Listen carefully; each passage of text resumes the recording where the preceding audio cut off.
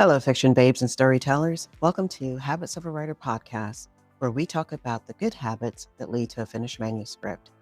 I'm your host, Portia Leivette.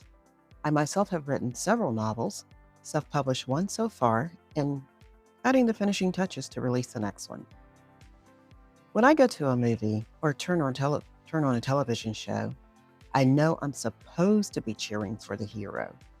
But honestly, deep down, I'm often cheering for the antagonist. I want them to make the right choice. I want to believe they can be redeemed because I think at our core, we all want to believe people can change. Now, not every villain can be saved. The Joker in Batman, always going to be the Joker. Hans in Frozen, still a jerk.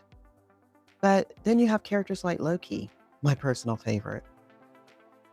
Loki wants to rule, not because he cares about people, but because he's self-centered and cares about power. And yet, when it really matters, when the moment comes, his heart shows and he steps up. That's what fascinates me.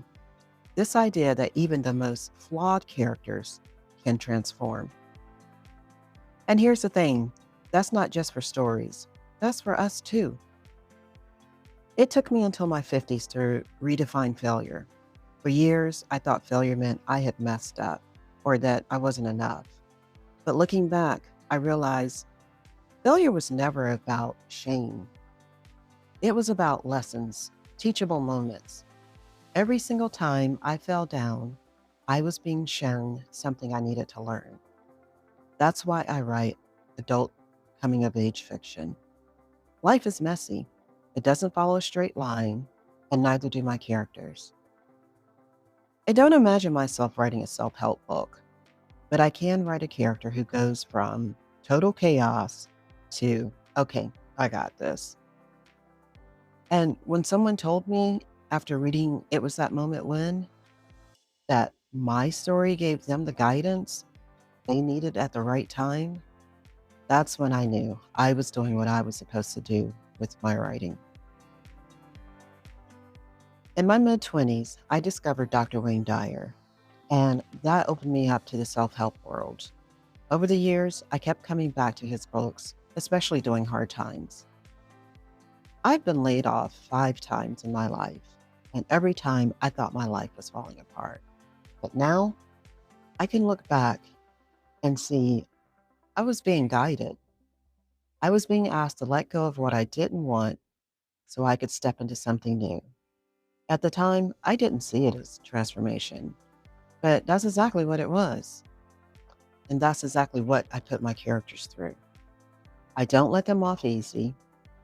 I make them wrestle with their flaws, with failure, with lessons, because that's real life. That's transformation. And that's why people say you're not behind, you're becoming. I keep that reminder on a sticky note on my desk. You are not behind, you are becoming. So here's your practical writing habit for this week.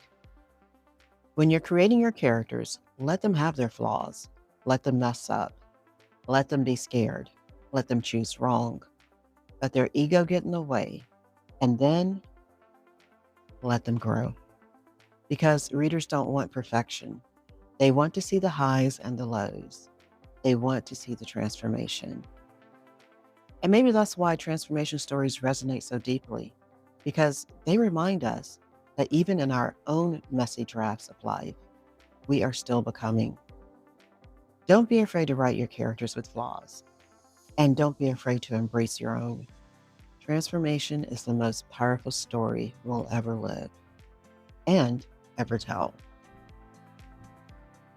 Hey, if you're new here and looking for writing tips, encouragement to publish, and practical ways to build your writing habits, I'm so glad we found each other.